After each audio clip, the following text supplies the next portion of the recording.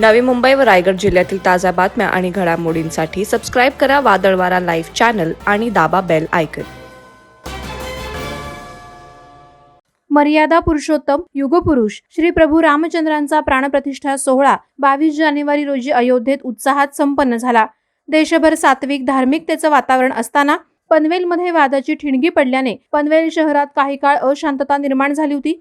या सर्व घटनाक्रमात तिघांवर धारदार हत्यारानं प्रहार केल्यानं वातावरण काही काळ गढूळ झालं होतं. नवी मुंबई पोलीस आणि दंगल नियंत्रण पथकानं शर्थीचे प्रयत्न करून शहरात शांतता राखण्याचं आवाहन केलं होतं. 4 दिवसांपूर्वीच पनवेल रेल्वे स्टेशन परिसरात जय श्रीरामाच्या घोषणा देणाऱ्या तरुणांना प्रति आव्हान देत काही तरुणांनी अल्लाहू अकबरचे नारे लगावले होते. त्यामुळे स्टेशन परिसरात तणावाचं वातावरण होतं. दरम्यान मीरा रोड येथे दिनांक 21 जानेवारी रोजी प्रभू श्रीराम प्राणप्रतिष्ठा सोहळ्याच्या पूर्वसंध्येला निघालेल्या रॅली दरम्यान नयानगर भागात दगडफेक आणि गाड्या फोडण्याच्या तसंच महिला आणि मुलांना मारहाण केल्याच्या घटना घडल्यानंतर पनवेल शहरातही अशीच अप्रिय घटना घडली. या घटनांमुळे तणावाचं वातावरण होतं. 22 जानेवारी रोजी नवी मुंबई पोलिसांच्या अधिकार क्षेत्रात येणाऱ्या या भागात काढण्यात आलेल्या श्रीराम शोभा यात्रेत दगडफेक तसंच हत्यारांनी हल्ले झाल्याची घटना घडली. त्या धारदार हत्यारांच्या प्रहारामुळे 3 जण जखमी झालेत. पनवेलमध्ये श्रीराम प्राणप्रतिष्ठा सोहळ्याच्या निमित्तानं रॅलीचं आयोजन केलं होतं. त्याच दरम्यान हा हल्ला झाला. खारघरहून पनवेलला ही बाईक रॅली जात असताना हा हल्ला करण्यात आला. त्यांच्या डोके, हात, पाठीवर वार झाल्याच्या जखमा आहेत.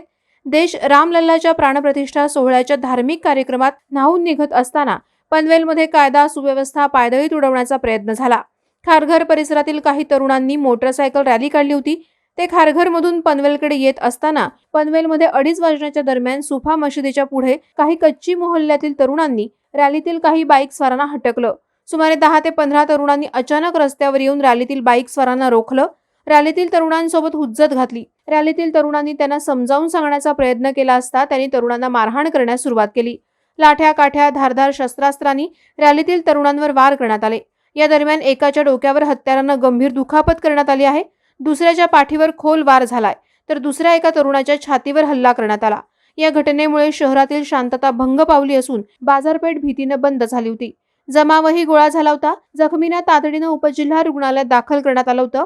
प्राथमिक उपचार करून त्यांना पुढील उपचारासाठी नवी मुंबईच्या खासगी रुग्णालयात दाखल करण्यात आल्याचं सांगण्यात येत आहे.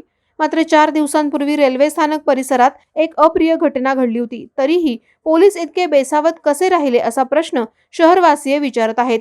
या घटनेनंतर नवी मुंबई पोलिसांनी मोहल्ला परिसरात दंगल नियंत्रण पथकाच्या पोलिसांचं संचलन केलं.